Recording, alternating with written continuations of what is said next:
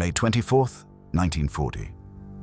Around noon, a hill somewhere northwest of Arras. General Heinz Guderian stands watching his panzers cross the Arc Canal on pontoon bridges. 12 miles to the west, he can see Dunkirk, the walls of the town clear in the afternoon light. The British Expeditionary Force is trapped against the sea, 340,000 men with nowhere to go. His tanks have fuel, his men are ready. One more day, maybe two, and it ends. Britain loses its professional army. The war in the West is over. A radio message arrives from Army Group A. All forces halt at the canal. Dunkirk is to be left to the Luftwaffe. Guderian stands there, binoculars in hand, staring at a city he is not allowed to capture. Why? 2 years earlier, the pattern was already set. Hitler's gambles, remilitarizing the Rhineland, is invading France through the Ardennes. Worked because he overruled cautious generals. The professionals said too risky. Hitler said do it anyway, and it worked. Each success convinced him of two things. His instincts are better than expertise, and the generals are cowards who do not understand boldness. Now he has absolute power over every tactical decision. Disagree and you are disloyal. The pattern is set. Guderian does not know this yet, standing on that hill in May 1940, but the Wehrmacht just began to die. The halt order stays in effect for 2 days. Through binoculars, Guderian watches British forces form a defensive perimeter around Dunkirk. Ships appear on the horizon. Destroyers, fishing boats, everything that floats. On May 26th, at 3:30 in the afternoon, Hitler lifts the order. But it takes another 16 hours for units to resume the attack. By then, the British have turned Dunkirk into a fortress. Guderian stands on the same hill on May 26th, watching the ships, counting them. Each one carries 1,000 men who will come back. November 1942. The Soviets encircle 300,000 German troops at Stalingrad. Field Marshal Paulus requests permission to break out while there is still time. Hitler refuses. He makes two promises. The Luftwaffe will supply the pocket by air, and a relief force will break through. The men in the pocket believe him. A soldier named Wilhelm Hoffmann writes in his diary that the Führer has promised to do everything necessary to ensure supplies and rapidly break the encirclement. They wait. They freeze. They starve. But the relief force gets within 30 miles of the pocket, close enough that men in Stalingrad can hear the guns. But Paulus is forbidden to move toward it. The chance passes. December. German soldiers hack frozen meat from a dead horse. Hoffmann's diary lies open beside them. The last airfield is under artillery fire now. The sky is empty. January 24th, 1943. The Soviets overrun the last airfield. No more supply flights, no more hope. Paulus radios Hitler. His men are out of ammunition, out of food, 18,000 wounded with no medical care. Collapse is inevitable. He requests permission to surrender. Hitler refuses. Hold to the death. Then, January 30, a message arrives. Paulus has been promoted to General Feldmarschall. No German field marshal has ever been captured alive. The promotion is a suicide command. And Paulus is in the basement of the Wehrmacht department store in central Stalingrad. The stench, human waste, rot, filth to his chest. He holds the telegram in his hand. He understands exactly what it means. A gun or surrender, those are the only options left. June 6th, 1944.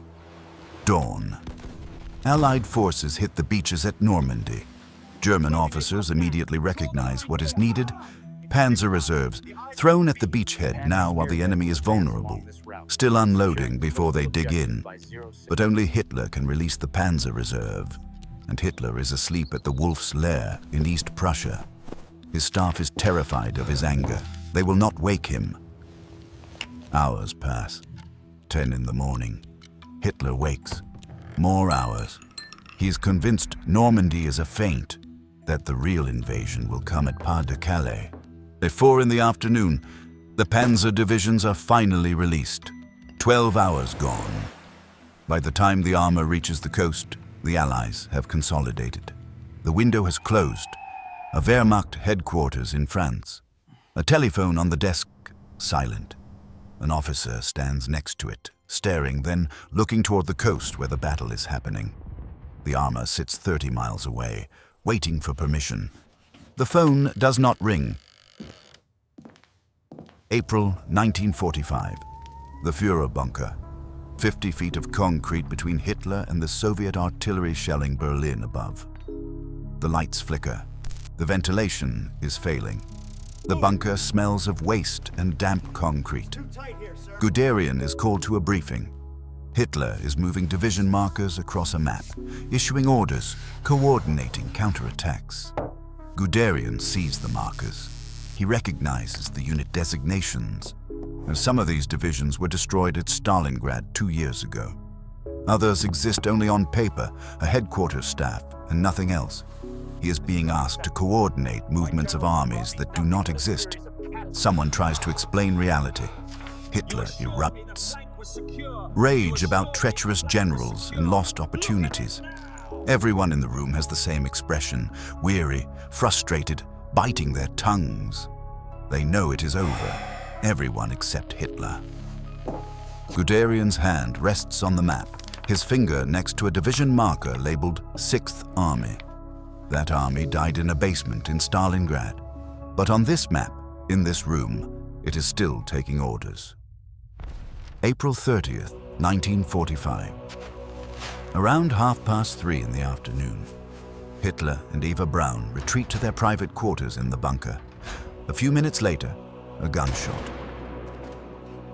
When the aides enter, Hitler is slumped on a blood-soaked couch. He shot himself in the head. The man who refused to let Paulus retreat, who demanded 300,000 men die in place at Stalingrad rather than take one step backward, faced with his own encirclement, he shoots himself rather than face what he demanded of everyone else. The room after the bodies are carried out for burning. Silence. The maps still spread on the table, division markers still in place. The phone lines are cut. The radio is dead. Outside, Soviet artillery is maybe 200 meters away. An officer looks at the maps one more time. The 6th Army, the 11th Panzer Division, the Leibstandarte. Units that died years ago, still positioned, still receiving orders in Hitler's mind until the moment he pulled the trigger. The best army ever built, reduced to ghosts on a map. That hill near Dunkirk. May 24th, 1940. Guderian watching through binoculars, 12 miles from the city. Later, after the war, after the trials, after everything, Guderian said that Hitler's Holt Order had the most disastrous influence on the whole future course of the war. He was right.